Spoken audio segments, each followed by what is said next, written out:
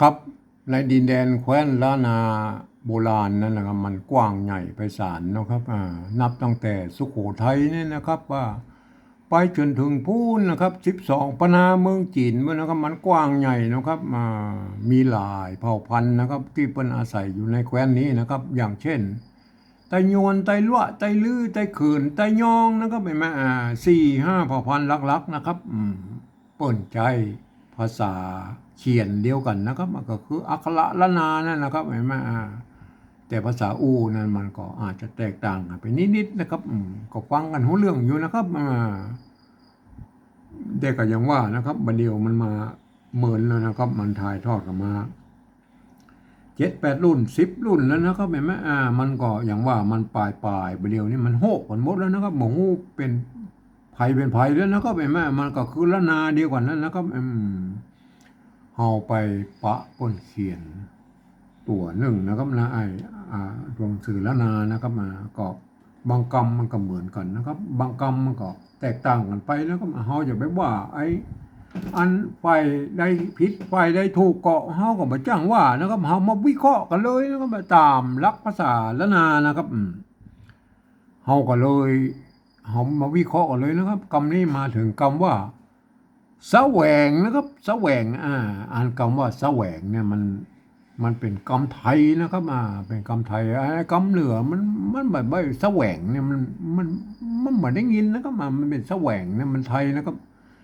เป็นคำไทยมีหลายคำนะครับมีแสวงสนิทสนาสนาอย่างพวกนี้นะครับเยอะแยะไปหมดนะครับที่เปิดเอามาเขียนเป็นภาษาละนาเนี่ยนะครับเห็นไหมแสวงนะครับเขาก็เอามาเขียนได้นะครับแสวงนั่นนะครับเอาไทยนั่นเอามาเขียนนะครับบางคำนั่นเป็นคำไทยนะครับไทยเพื่อเอามาจากไหนบ่ฮู้เป็นแสวงนั่นครับเขาบ่ฮู้ละเขาเอามากำไทยนะก็มาแสวงนะครับเขามาเขียนกันเลยนะครับแสวงนะครับแสวงก็ไม่แก่นะครับแสวงนะครับแสวงนะครับถ้าจะเอาเขียนกันเต็มๆนะครับแสวงนะ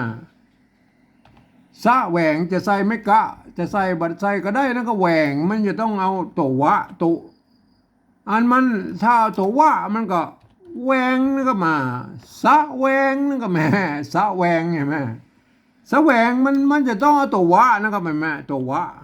ตัววะนะครับสะแหวงนะแม่อันนี้สะแหวงนะครับเขียนได้เป็นสะแหวงอย่างนี้แม่เปิ้นก็เลยเอายืมเอาไอ้ตัวสะเนี่ยมันเป็นอักษรสูงอยู่แล้วนะเห็นไหมเอามาใส่ทั้งบนนี่มันเป็นแสวงนะเห็นไหม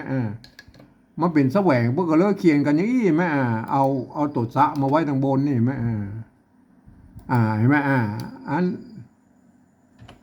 พวกเขียนกันอย่างนี้ไหมเป็นแสวงนะครับในโบราณนะครับเห็นไหมพวกเขียนเต้าอี้ก็แสวงแล้วนะครับแสวงเห็นไหมเป็นหลักการของโบราณมันก็พวกเขียนเต้าอี้นะครับตัวสะกับตัวว่าเนี่ยมันซ้อนกันได้ในบาลีนะครับอันนี้มันเป็นซ้อนชาวบ้านนะครับซ้อนชาวบ้านชาวบ้านซ้อนชาวบ้านไม่ใช่ซ้อนบาลีนะครับซ้อนชาวบ้านนะครับมันซ้อนกันได้นะครับมันซ้อนกันได้ก็อ่านว่าแสวงนะครับมันก็ยี่นะครับก็มีหลายคำนะครับที่เปิ้นมาใส่ไม่สองน้อยนะครับเห็นไหมเปิ้นก็จะใส่เต้าอี้นะครับเปิ้นก็อ่านของเปิ้นแสวงอยู่แล้วนะครับเห็นไหมอย่างเช่นอย่างเงี้ยนะครับถวายนะอย่างเงี้ยอย่างเงี้ยอย่างเงี้ยนะเปิ้นอ่านว่าถวายเปิ้นไปใส่ไม่สองน้อยใส่ก็ได้ไปใส่ก็ได้เลยแม่เปิ้นก็อ่านว่าถวายอยู่แล้วนะครับแม่ถวายเพราะว่ามันเป็นกรรมที่มันใกล้ๆกันนะอ่านถวายใช่ไหมก็สุดแล้วแต่นะครับมันบางที่มันก็เขียนบางที่มันก็เขียนอย่างนี้ใช่ไหมบางที่เปิ้นก็มันแน่เฮียนะก็บรรลุหลังๆแล้วเปิ้นอย่าเอาตัวสะตัวว่าเขียนทั้งรูปนี้แล้วเปิ้นใส่ไม่สองน้อยไม่ซ้ำคำนั่นแหละไม่สองน้อยอยู่ตรงบนนี่แล้วก็เปิดใส่ตัวง่ายก็อ่านว่าแสวงนะแม่ก็นิยมกันเขียนอย่างนี้นะไก่แม่สองอย่างนะครับแสวงนะครับอันนี้ก็แสวงนะแม่อ่านแสวงนะสะแหวงนะครับอ่านแสวงนะครับแม่อันมันก็ไม่ยากนะครับมันไม่ยากในภาษาละนานแต่มันจะเป็นยากตอนที่ว่าเฮาจะไปขยายความมันคนอื่นได้หู้ได้หันตัวนี่อันมันยากตอนนี้แล้วครับเพราะว่าภาษาละนาของเฮานี่มันเป็นภาษาที่มันตายไปแล้วนะครับมันมีภัย เฮียนหูนะครับเขาจะเอาเขียนอย่างเงี้ยไปอธิบายให้คนอื่นในหูในหันตัวเพิ่นอ่านบอกนะครับเขาจะต้องเอาภาษาอื่นๆนะครับมาปริวัตินะครับมาเขียนก็คือปริวัตินั่นนะครับภาษาที่มันใกล้เคียงที่สุดในภาษาไทยภาษาละนาของเขาก็คือภาษาไต้นะครับภาษาไทยนั่นนะครับมันเกิดมาจากที่เดียวกันนะครับป้อขุนรามคำแหงที่เดียวกันนั้นนะครับผมเองนะผมได้ใช้หลักการอ่าของสภาวัฒนธรรมมหาวิทยาลัยเชียงใหม่นะครับเปิ้นบอกไว้ว่านะครับการที่จะเอาภาษาไทยนั่นนะมาอ่าปริวัติเขียนเป็นพระอักษรธรรมละนานะก็ทำได้อยู่3แบบนะครับก็คือแบบที่1นะครับก็คือเอาไว้เขียนลักษิลาจารึกเอกสารสำคัญในโบราณนะครับหมายไหมก็อันนี้เฮาบ่อู้ถึงแล้วเฮาไม่ได้ใจนะครับเฮามาเอาอู้ถึงแบบที่2เลยนะครับแบบที่2คือการยืมเอาอักษรไทยนะครับมาปรับเทียบเพื่อเป็นอักขระละนานะครับแล้วประกอบกรรมขึ้นมากับแบบภาษาไทยนะครับผสมผสานกันไปนะครับบางทีไม่หรือสระเนี่ยมันบ่ตรงบ่ตัดกันก็เอาแบบไทยเป็นหลักนะครับก็อย่างนั้นนะครับเวลาอ่านนั่นน่ะมันท่านจะนึกว่าอันอักขระเหล่านั้นเป็นอักขระละนานะครับท่านจะต้องอ่านใจหลักการของภาษาละนาอ่านนะครับก็ถ้าคนอื่นที่มันไม่ได้เรียนภาษาละนามาอ่านแบบที่2เนี่ยมันจะผิดเพี้ยนนะครับเพราะฉะนั้นก็เอามากอยเลยนะครับอ่านแบบที่3นี่ก้อยอุ้มกันนะครับไม่แก่นะครับไม่แก่กับสระเอนะครับตัวสะนะครับตัวซากับสอเสือนะครับแม่ซากับสอเสือนะครับแม่มันมีตัวว่านะครับก็บอแหวนนะครับแม่ตัวงะงองูนะครับแม่อันนี้ได้อะไรแม่ง่ายกว่าครับแสวงนะครับแม่เห็นไหมอ่านว่าแสวงนะครับเห็นไหม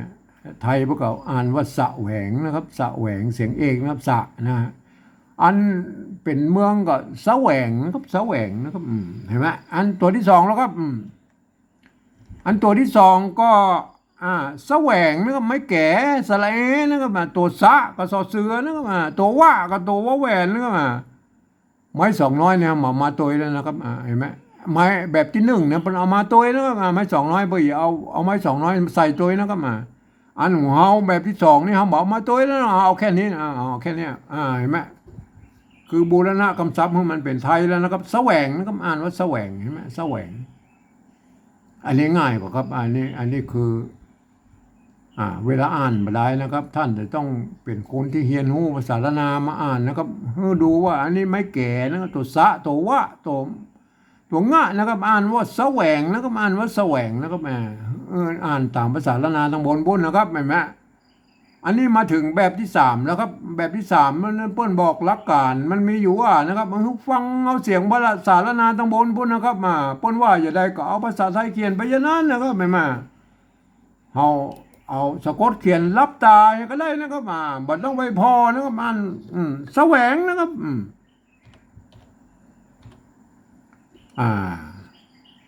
อ่านภาษาไทยบนอ่านไว้นะอ่านว่าสะแหวงนะครับเสียงเอกนะครับสะแหวงนะครับเขาจะไปเขียนเป็นสะแหวงเนี่ยมันก็เขาจะต้องเขียนว่าอย่างอี้นะครับเห็นไหม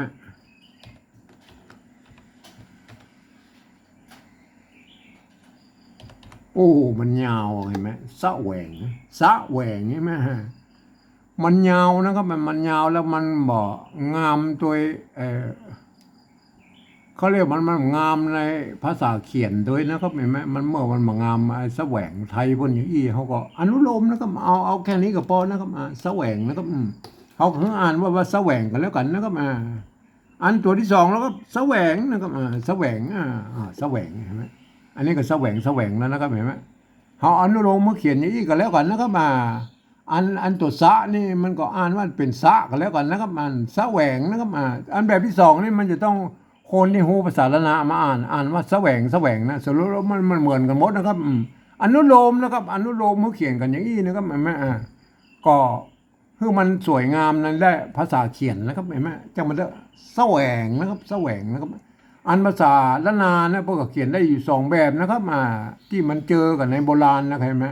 ที่เปิ้นเขียนผ่านๆมานะเปิ้นก็เขียนอย่างนี้ก็มีนะครับที่บ่ใส่ไม่สองน้อยเห็นไหมบางที่บ่เคยใส่ไม่สองน้อยอย่างนี้นะครับอ่านว่าแสวง